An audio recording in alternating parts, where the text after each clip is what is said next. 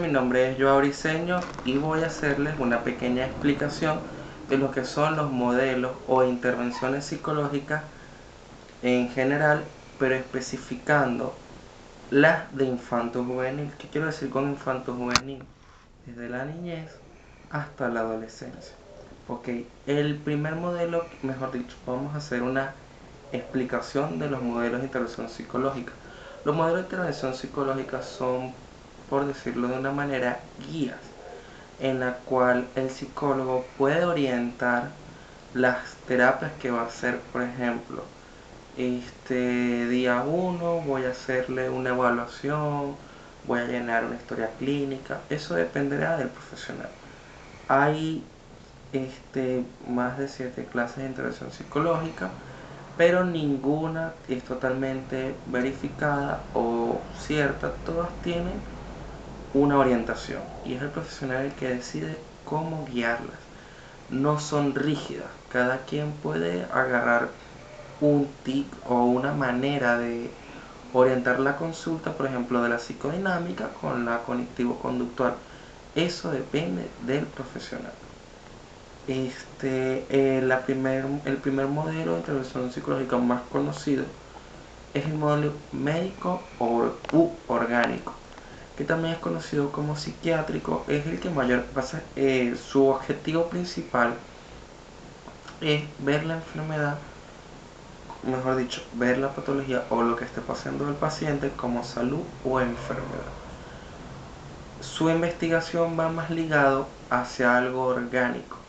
¿Qué sucedió? Por ejemplo, una persona con esquizofrenia va a ser valorada desde la perspectiva del daño orgánico en su cerebro y los compuestos que pasan. También va a estar muy presente la morbilidad. ¿Qué es una morbilidad? Son enfermedades que se relacionan con otras y también entran en ello los antecedentes médicos. Pero dirán, ¿por qué explicas esquizofrenia si estás diciendo que estás con los infantos juveniles? Cualquier niño ha pasado por un pediatra y el modelo que hace un pediatra es el orgánico. Si van a un psicólogo, dependiendo de la forma que guíe, va a orientar en alguna parte de su llenado de historia clínica o una parte de su informe o una parte de la investigación psicológica o la exploración, va a colocar la parte médica o los antecedentes orgánicos que posea el paciente. Vamos ahora a proseguir con el siguiente modelo, será el modelo comunitario. El modelo comunitario es, como su nombre lo dice, va ligado hacia la comunidad. Es una intervención psicológica basada en lo que sucede en un entorno, viéndolos a todos por igual y no como individuales. Si un paciente, un niño o un adolescente, llega a tu consulta y ves que tiene un problema en el área de su comunidad, te centras en este modelo en el cual vas a guiar a la comunidad a una mejora. Por ejemplo, en algunos barrios de, por ejemplo, Turmero, como zonas como Matacaballo, Paraparal, hay mucha delincuencia en las calles y eso es un problema comunitario. La mejor manera de ayudar a un niño, a un adolescente que entre en un clima antisocial, por así decirlo, es tratando a la comunidad y ayudando a la comunidad a que avance y vean esos pequeños defectos que tiene e intervengan. Por ejemplo, inviertan un poco más en los deportes o en actividades recreativas para los niños de la comunidad y que puedan descargar toda su energía en actividades y no en delincuencia. El siguiente modelo es uno de los más conocidos, el modelo psicodinámico. El modelo psicodinámico está muy presente en la influencia de Sigmund Freud con el psicoanálisis. Él dice en sus teorías que la persona, si tiene una patología o un daño, va ligado más hacia la niñez, con un mal desarrollo de alguna etapa sexual, son la oral, la anal, la genital. Las otras dos de verdad se me pasaron, pero al final, en una de esas etapas que el niño no haya podido tener un buen desarrollo, genera una frustración. Esa frustración él la va acarreando de maneras distintas, pero siempre es el modelo psicoinómico centrado en el origen del problema. También él explica en su teoría que la personalidad tiene una estructura en la cual representa la mente. ¿Cómo esta estructura tiene que ver con todo el modelo psicodinámico? Porque esas fases que no se fueron desarrollando se ven en esta estructura, que serían, por ejemplo, el ello, que es algo totalmente inconsciente, tiene una de las mayores fuerzas sobre el individuo. Están sus deseos reprimidos, todo lo que quiera o no quiera hacer. Ahí se almacena y sale en formas de sueño o dependiendo la manera que el individuo complazca o no complazca esa parte de él. Luego está el superior, que es algo muy moral. Su rol está dictado por la moral que fue creada por nuestros padres o la sociedad o figura. Por ejemplo, no orine en lugares públicos. Es un pequeño ejemplo, pero muy preciso. También su función es controlar las cosas que ello haga y decir eso no se permite, sea antes que la persona lo haga o después. Y luego para que cuando estas dos partes del cerebro, la estructura mental, se ponen de acuerdo, van a mandarle la información, por así decirlo, al yo, que es el que controla a ambas partes y decide cómo hacer la personalidad o qué va a hacer o cómo va a actuar la persona. El siguiente modelo se llama modelo de intervención psicológica fenomenológico o humanista. Este modelo centra al individuo como un pilar. ¿Qué quiero decir como un pilar? Que el individuo tiene en el momento todas las capacidades de progresar y lograr todo lo que se proponga. Es un modelo muy complejo y completo. Siento de verdad o sea, por ejemplo, Piaget, que es una de las personas que cambió la manera de ver los niños. Antes de las teorías de Piaget se decía que se consideraba al infante como un adulto no desarrollado o un adulto en proceso. No se veían las virtudes y las cosas que los niños poseen que los adultos no. Piaget mostró en su teoría la real forma de ver a los niños, su desarrollo, que cumplen fases, que desde el momento de la gestación en el vientre de su madre se va creando un proceso, formando un temperamento y posiblemente la base de su personalidad, haciendo al niño como pilar fundamental de su desarrollo y su cognición. El siguiente modelo es el cognitivo. El modelo cognitivo, el modelo cognitivo tiene como principal objetivo el estímulo-respuesta.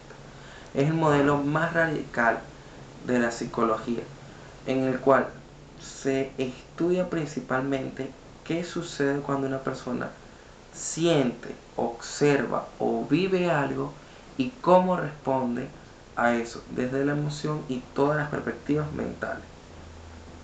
El siguiente es el modelo biopsicosocial. El modelo biopsicosocial es un modelo complejo porque evalúa al infante, al adolescente, desde todas las ramas de su biología. Qué sucede dentro, cuáles son sus procesos, qué sucede en un momento, por ejemplo, cuando está en el periodo de desarrollo, cuando es cuando el niño tiene más testosterona o feromona, o sea, esa carga genética, por así decirlo, hormonal es la palabra exacta. ¿Qué sucede con él? ¿Cómo actúa? Eso es llevado a la psicología. O sea, ¿qué sucede con el niño? ¿Cómo reconoce sus emociones, su manera de pensar? Para luego todo ese proceso que está sucediendo, tanto biológico como psicológico, sea mostrado o interactuado con la sociedad. En el modelo de intervención humanista, Maslow nos explica esto de una manera distinta con su pirámide, en la cual explica que todo individuo, para lograr sus metas, tiene un proceso. El primero son las necesidades fisiológicas o fenomenológicas, que son el hambre, las ganas de ir al baño, todo ese proceso biológico que todo individuo posee. Luego está la parte psicológica, que es la que busca una seguridad para poder actuar. Luego está la autorrealización o autoevaluación de un proceso. Ahora, pasando al último modelo que voy a mencionar, que es el cognitivo-conductual, este modelo estudia específicamente cómo el individuo se comporta en los diferentes momentos que su percepción actúa. Y hay unos modelos de cognitivos conductuales de tercera generación que entran, por ejemplo, en Mindfulness. Es una buena manera de enseñar a los niños desde la cognición a cómo comportarse. ¿Qué es el Mindfulness? Es una serie de autorreflexiones basadas con poemas o historias. Por ejemplo, si no, imagínense, la mente funciona de maneras muy distintas dependiendo del pensamiento. Entonces, si uno quisiera mejorar o quisiera ver algo malo en uno, no podría verlo si no estás en paz. ¿Qué quiero decir con esto? Ahí dicen que hay un lago, ¿verdad? Y en el fondo del lago está la respuesta a cada temor, a cada miedo, a cada frustración, o las cosas o la respuesta o la mejoría de las cosas que a nosotros mismos no nos agradan. Entonces, digamos que no estamos tranquilos, no estamos calmados, tenemos miedo, ansiedad, a poder conocer eso, o negamos nuestro problema. Ese fondo del lago estaría tembloroso. Entonces, si está tembloroso, ¿cómo podemos ver el fondo? Veríamos simplemente nuestro reflejo distorsionado. Así ve una persona cuando no reconoce alguna cosa. Los niños y los adolescentes les cuesta mucho reconocer qué sienten. O sea, el 80%, según la OMS, o sea, la Organización Internacional de la Salud, dice que el 80% de los niños afectados no entienden qué está pasando con ellos. Por eso es que la mayoría de niños y adolescentes llegan a ir a una consulta psicológica basada yendo con los padres o remitidos por algún problema o alguna situación que vivieron en el colegio. Este tipo de terapia, mindfulness o la sistemática, cosas que pueden explicarle al niño de una manera muy precisa, creando que ellos mismos puedan hacer un insight y reconociendo cada parte de lo que a ellos les sucede. Creo que de verdad la rama de la cognitivo-conductual y con lo que ha avanzado actualmente con esa terapia de cognitivo-conductual de tercera generación que entra en Mindfulness, o sea, de verdad es muy increíble. Dentro de poco tiempo se van a poder, o sea, hacer muchos tipos de terapias distintas. Cambiando un poquito el tema, hay varios estudios de intervención psicológica de hace poco tiempo, del 2018, que se pudo lograr a través de una psicoterapia ¿cómo se dice eso? Un buen desarrollo o un buen resultado a ciertos tipos de trastornos. Por ejemplo, Una paciente con esquizofrenia mayormente sufre cuando tiene un ataque en el área del cerebro. Si se le hacía un electroencefalograma, se le haría más que todo esta área afectada. Se hizo un estudio antes de una terapia, una psicoterapia, y luego de una psicoterapia, qué pasaba en el cerebro de este paciente, y se logró evidenciar que luego de una buena psicoterapia con cualquiera de estos modelos de intervención que les acabo de explicar, dados por un buen psicólogo, se notó que en un 90% se logró tranquilizar esas áreas. Imagínense lo grande que es el cerebro tras recibir una buena información, una buena manera de guiar al paciente a que solucione él mismo sus problemas. Ahora voy a darles una breve explicación de lo que es una intervención psicológica planificada para un niño en dos estilos de patología o trastornos que pueden vivir. Por ejemplo, un niño con ansiedad, medios y fobia, se prioriza ¿cómo se dice? La intervención familiar. ¿Qué se hace con la familia? Primero que todo, psicoeducarlo. ¿Qué es la psicoeducación? Explicarle a los familiares o las personas que también se puede hacer en los colegios, eso depende de la patología. Explicarle qué tiene el niño, qué sucede con él, que debe ser tratado con más calma, con más tranquilidad. O sea, educar a las personas de su entorno a que sepan cómo responder ante una crisis, ante un problema, ante una situación que ellos no están preparados para entender. Luego de eso, se le enseñan técnicas y herramientas para controlar, por ejemplo, en el caso de la ansiedad, un ataque de pánico. En el caso de una fobia, ¿cómo sería eso? Una una maña sería la explicación. Para el niño, de manera individual, primero se evalúa.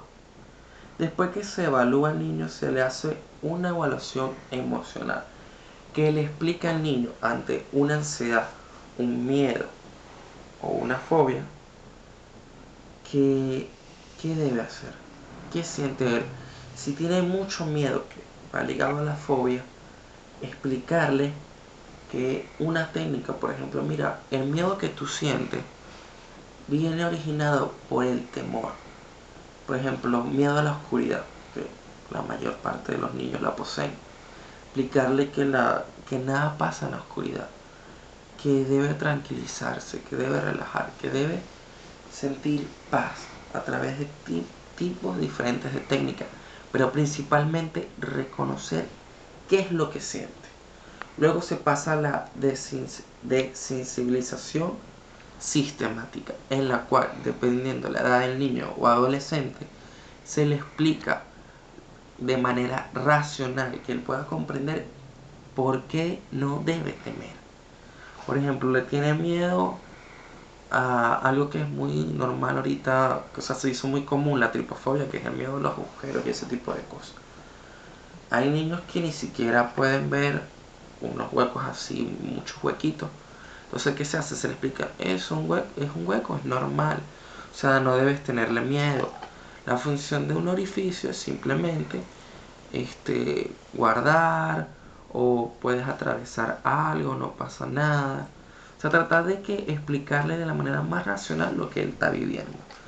También, por ejemplo, en el caso de miedo a la oscuridad o miedo a los payasos, miedo a algo específico, mostrarle imágenes emotivas. ¿Qué son las imágenes emotivas?